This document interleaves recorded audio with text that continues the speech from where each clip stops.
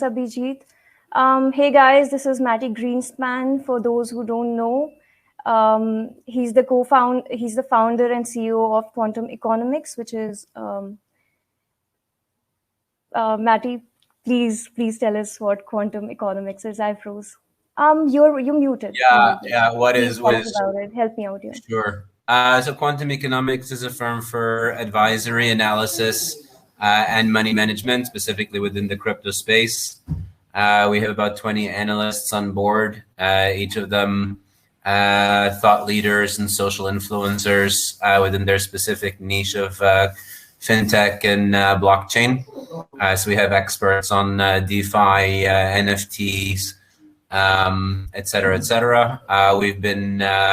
Our analysis is often picked up in the news. So we do a lot of interviews on stations like CNBC and Bloomberg, and a lot of work with journalists who are writing columns. All in all, about 4,500 mentions since the beginning of the year, and a cumulative following of about 2 million.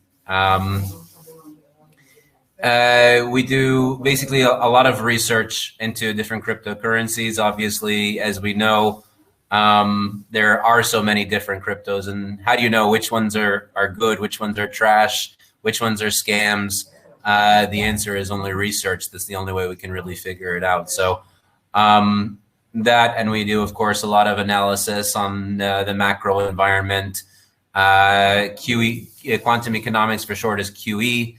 That's not an accident. Of course, we know about quantitative easing, where central banks like to print more and more money, and of course that has a great effect on the markets at large, but especially on crypto asset prices. So we're keeping a close eye on this as well. Great. Mati, could you talk about some of the projects that QE is has underground or is running, which you think are unique to the crypto space that people should know about? Sure. So we're currently advising on several different projects in the private and publicly. We're advising on Electronium, Lunar Crush, Luno Global, and 1inch. Great. Yeah, 1inch was here yesterday actually. So yeah, it's great to have a connection. Who from their team? I don't remember. I think Dan. Sure. Dan was there. Yeah. Cool. I could get back to you on that. No worries. Well, I will take a look. Sure. And okay, so I had a few questions about recent, crypto affairs. We heard the news of, and it's from your newsletter actually. So I thought maybe you'll be able to elaborate on that. We heard the news of Litecoin being adopted by Walmart as a payment option, which turned out to be fake news. So do you think that news and information should be controlled, or do you think there is a good way to regulate news and the flow of information, just how we look towards regulating money? Yeah, that's actually a good point. And I think that in general, regulation within the media is quite lax. And what we learned a lot yesterday from this incident with Walmart. The people who originated, we don't obviously know who it was at this moment, but there will be an investigation, and I'm quite certain that we will find out the name of the perpetrator eventually, because the way they did it was quite unique, in which they paid for a press release from a website that does press releases, right? There's most companies are, when they have some announcement, when they have some news, they issue a formal press release, and that's usually done through a service like a newswire service. And this one was called Globe Newswire. And they put out basically an official press release that looked like it was coming from the team at Walmart. Right. So, and a lot of news agencies, as we can clearly see, are not into doing massive due diligence. They want to get to the news first. They want to be the first one to print the article, because the first one who picks up the article is usually the one who's going to get the most traction from it. So we saw right away CNBC and Reuters, which are obviously two very well-known names, printed the news as is without doing any sort of due diligence or fact-checking on the side. They saw the press release, and that was enough. Now, for me, as somebody who does a lot of tweeting, I saw the article from CNBC, and for me, that's enough, right? I'm not going to go do further due diligence and say, okay, CNBC, I have to go now go fact check CNBC. That to me would be a bit preposterous. But within moments, it came out reports on Twitter that this might be fake news, and at that moment is okay. We have some red flags here. The first thing I did was I went to Walmart's newsroom, right, where they have on their page a piece of news like this is something that they would want to share. And then the second place that I looked was Walmart's official Twitter account, and there was nothing there either. We did see Litecoin, the official account of Litecoin, actually tweeting the news, but they took it down probably about 10 minutes later. There we can see what probably happened is that whoever was running the social media was having a very bad day, and somebody goes, "Oh my gosh, there's a news, and how come nobody told me about this?" Tweet, and then, "Oh my gosh, it's fake." Delete. Yes. We can see that these are, and also the press release website did take it down. Some hours later, they deleted it. So it's very interesting to see how news is broken and what the loose level of due diligence that some of these firms are doing. We can probably assume that CNBC, after falling on a grenade like that, is going to try and do a bit more due diligence going forward. But you're right, there isn't any sort of regulation of this space. And maybe we should put this to Chairman Gary Gensler and see if he wants to tackle it, as if his plate isn't full enough right now. Correct. I also wanted to ask you, do you think the misinformation is more prominent in the crypto space than in the traditional media, for example? Do I think that? Fake news or misinformation is more prominent in the crypto space against traditional financial spaces or... That's a very good question, and I think that any answer that I might give at this point would be conjecture, because I haven't seen any hard data on this. My immediate feeling, without doing any sort of research on this, would be probably that there might be a tad more fake news within the crypto space, simply because it's a bit more unregulated. And here's the catch, is that there's a lot more incentive, right? Because cryptocurrencies tend to move on very little volume. So if you get a few, a good day or a lot of extra volume, you can see the price moving very rapidly. And indeed, I think the volume on Litecoin yesterday, we got one of those situations where the volume bar actually touched the candlestick in many cases. But I believe that we're probably talking about a record day for Litecoin volumes, at least as far as the chart that I have up at the moment is concerned. I'm pretty sure we've got some sort of a record here going on, but I'm not going to confirm that just yet. In any case, sorry, not a record day, but fairly strong volumes and fairly strong price movement. We're talking about on Coinbase, the price surged about 35% on the news before it came crashing back down. So there certainly is a lot of financial incentive to manipulate public opinion and the media where this is concerned and fake news is concerned. What do you think we can do to avoid it? As you said yourself, how can we don't have to fact check these mainstream media channels that we trust, like CNBC. So how do you think is the way for us to confirm that what we're reading is worth believing? Right.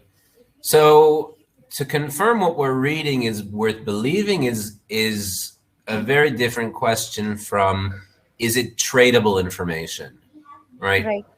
So among several analysts on my team, some of them did place a few trades. Some of them, on the news. Some of them, once the news came out that it was fake, in the short position.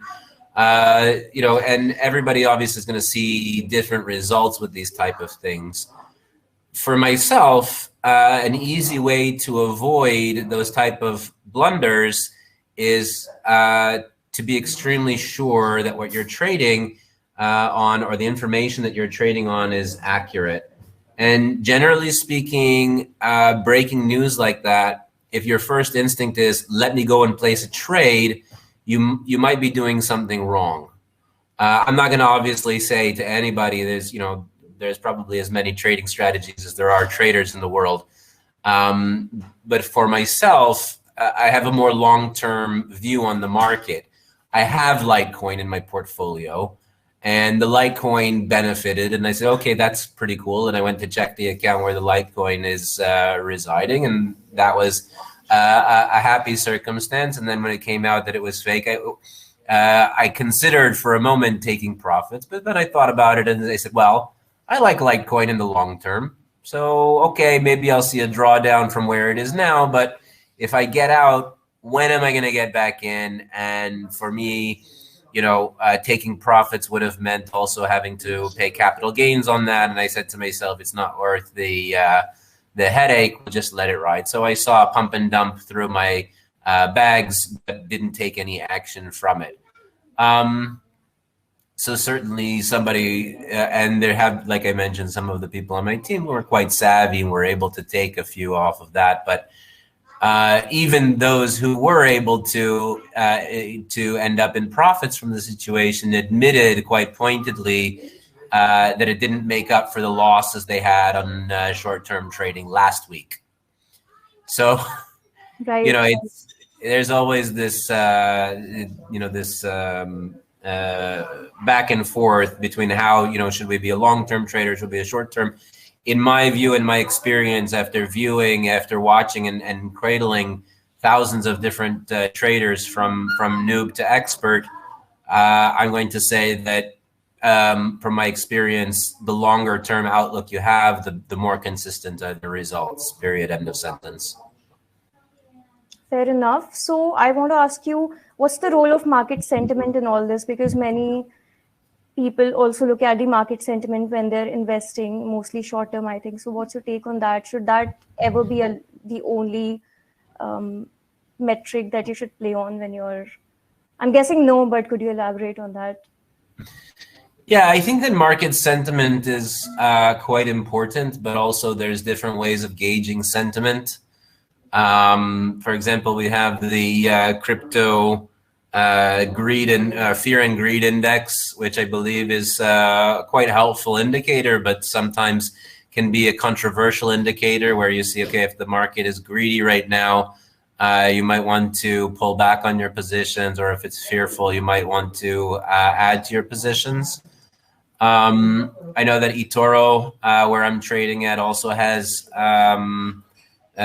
some sentiment figures where they show the percentage of their traders who are long or short on a specific asset, which can also be quite helpful. I'm also advising on, as I mentioned, Lunar Crush, which analyzes social sentiment overall. And this is extremely helpful data because you can see very, very clearly and quantify how does the market feel about a specific asset or the market at large at any given point, and you can see that on a graph over time. Say, okay, in relation to Mati, 3 months ago. Sorry to interrupt you, but I think your screen has grayed out. Could you guys confirm in the chat if it has also grayed out for you?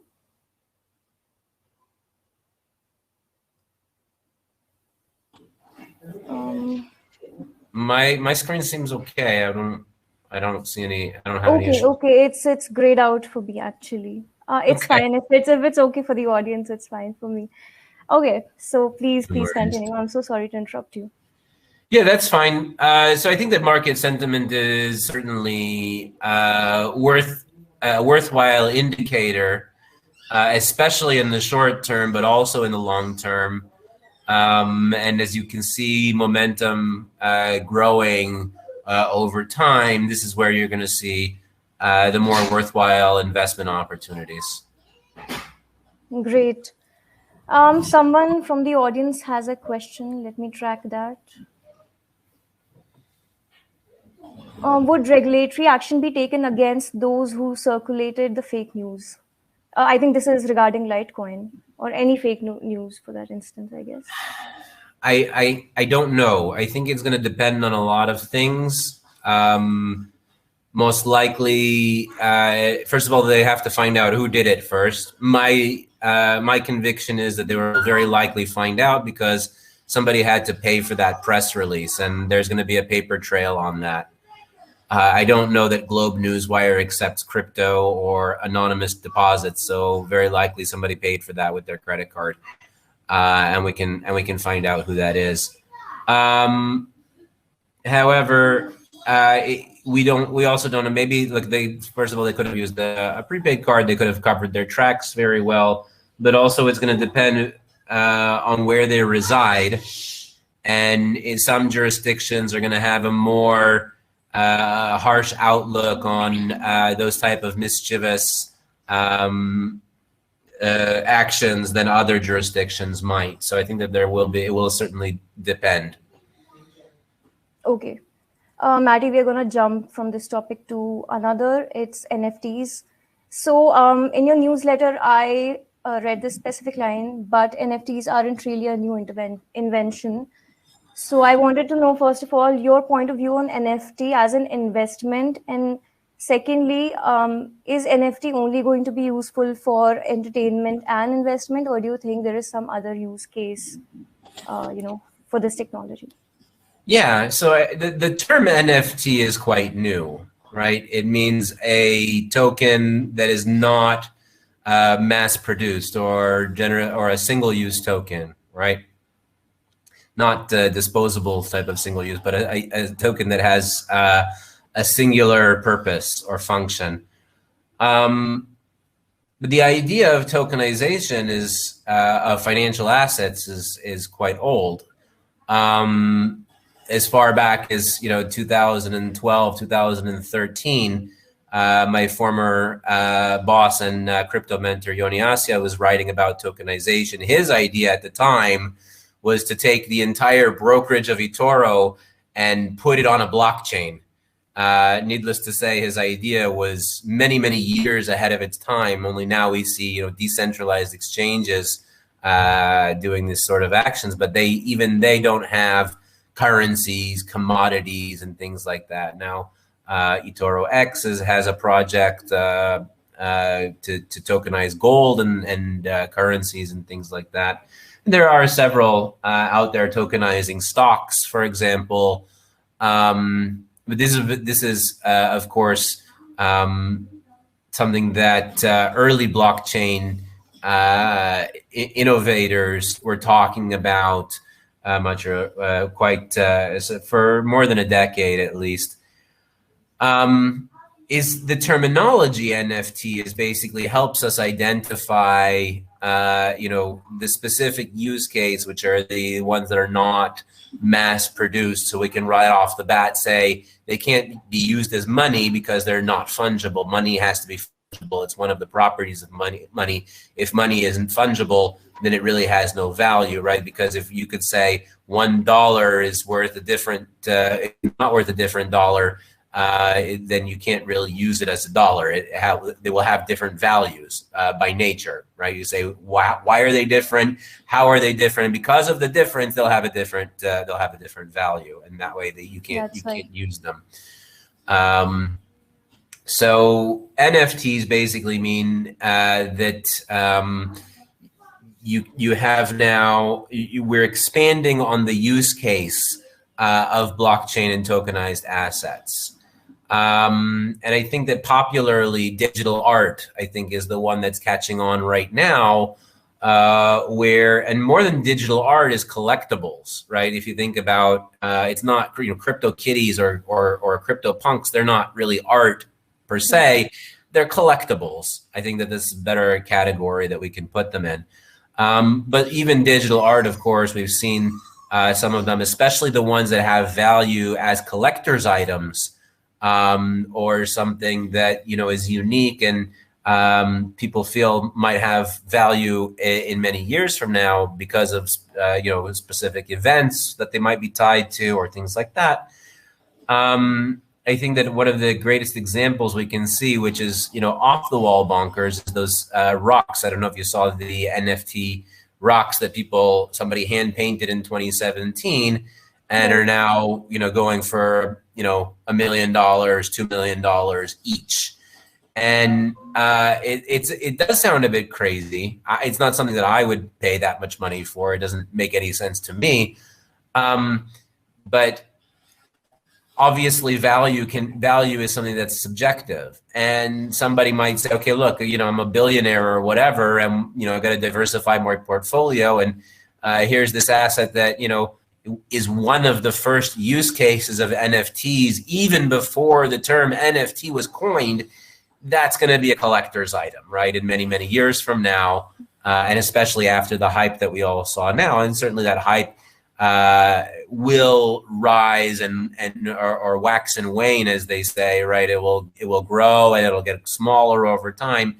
And a perfect part of that, when that comes around again, can be worth even more money. So we see that also in things like comic book collections, right? Where if I have an uncle who collects comic books, and by accident, one of the obscure comic books that he was holding was like some comic book character that nobody really knew about, and all of a sudden Marvel made a movie about them, and now that comic book went from being worth nothing to being worth several $1,000s. So he sold it, and I said, well, why did you sell it? Why didn't you just hold on to it? And he says, well, that hype is going to die, and then I'll be losing out on those thousands of dollars. I won't have them, and it won't necessarily come back again.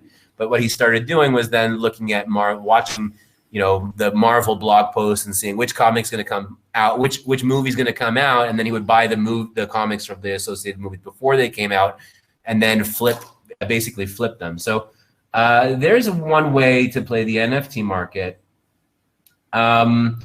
But I would say that results are going to vary, because these aren't the type of investments like Warren Buffett would want you to make, wherein you're buying a piece of a company that has a profit model and a business model that generates profits and dividends and pays out over time. Right. And it's not even a speculative asset wherein the network might grow like Ethereum or Bitcoin, wherein people are going to want it more and more over time, and therefore it's something that the popularity of the specific item for auction will almost certainly go down and up over time. Mati, are you familiar with or correct me if I'm wrong, I read about this Tulip Bubble.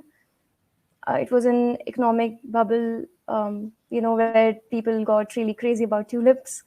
Do you think it's similar? NFT is similar to tulips? I mean, it might later have use cases, but do you think it could be similar to that? That's a very good question, Priya. And I think that certainly many people have tried to call Bitcoin a tulip bubble, and that I starkly disagree with. I wrote in an article even in 2014 dispelling this myth and pointing out the contrast between the tulip mania to Bitcoin mania. But also, I think that there wouldn't be necessarily a direct comparison between the NFT market as a whole, possibly some of the assets within it, right? Possibly you could say, okay, crypto punks are like tulips or something like this. But again, one thing that we've learned in crypto time and time again is that we don't know what the value of something might be in the future. It can drop 90%, 99%, or even more, and it can go up by many thousands of percentage points. And it's very difficult to know in advance where you might stand. And then if you're talking about an NFT, it's going to be even more difficult because the thing that gives it value is so specific and not necessarily subject to greater trends that are more identifiable. Right.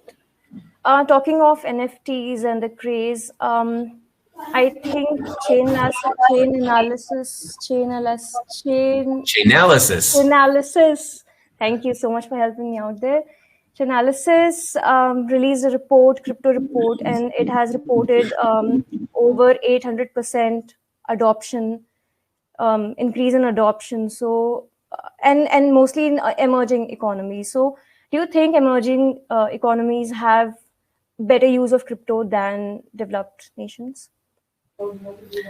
Well, certainly their citizens need it more, right? I mean, for the many hundreds of people who have asked me, you know, sitting in the United States or Europe, what do we need crypto for?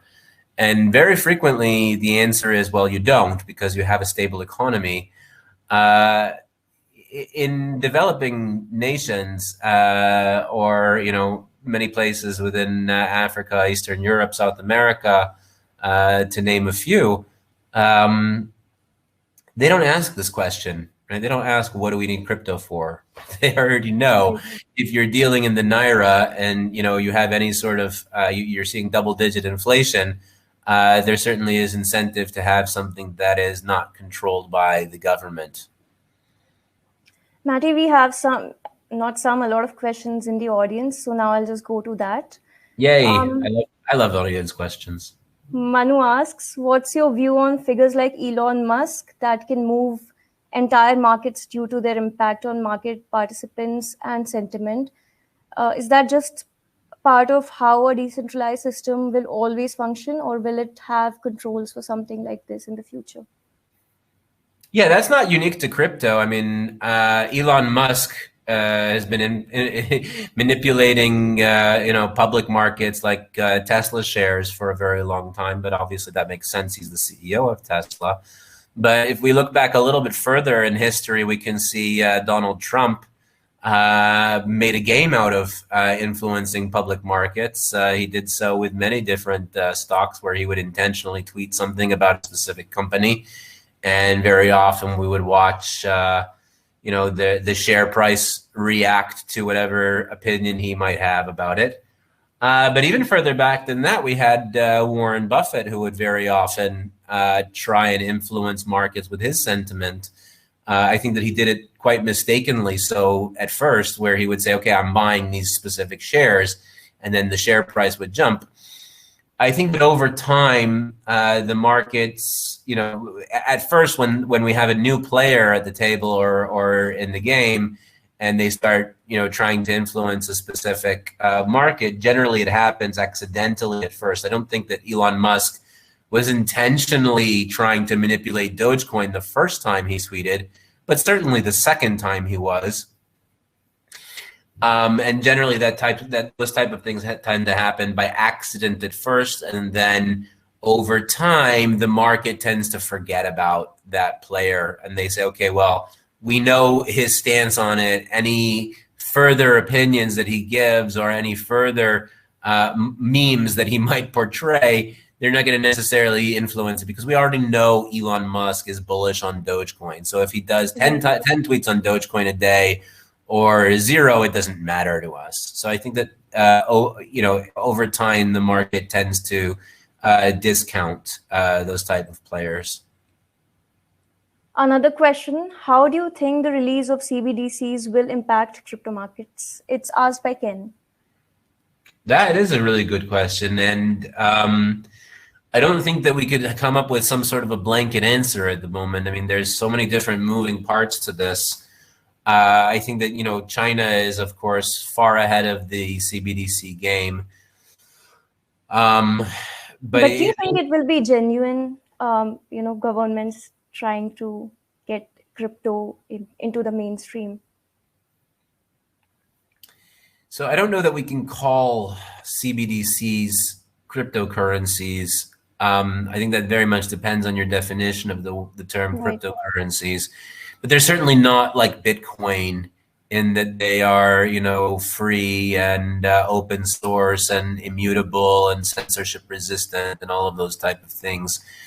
I think that, China's cryptocurrency, as we know, is more a tool for surveilling their citizens than it is most anything else. And it'll give it'll strengthen the Chinese economy, no doubt, because it'll give them more stability, give them more oversight and power for monetary policy and deploying effective monetary policy when suddenly they have greater visibility over every single renminbi that's in circulation, and they can see exactly what it's doing and how long it's doing it for.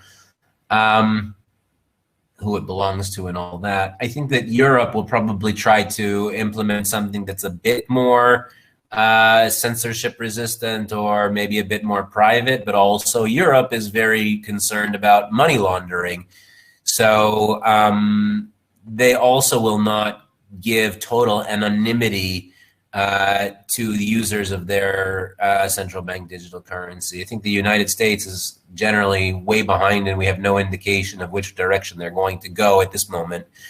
My belief is that there's going to be some sort of a system wherein the private sector will take the reins, where rather than having a Fed dollar, or there might be a Fed dollar that serves the purpose of Fed dollars right now, but there will more prevalently be, Wells Fargo dollars, JP Morgan dollars, and Citibank dollars. And then you have a diversified, CBDC system or a diversified stablecoin system, as the case may be. But more to the audience member's question about how will that affect the crypto market, I think that as long as we have cash, right, which can be transacted anonymously, peer-to-peer, without any trace, there is always an alternative to the banking system in this broader ecosystem. But when the government start to phase out cash, like they have in China almost 10 years ago, you can't really spend physical paper money in Shanghai these days. Once and in Europe, they're already phasing it out. I mean, you're going to be hard pressed to find a place that'll accept €100 bill.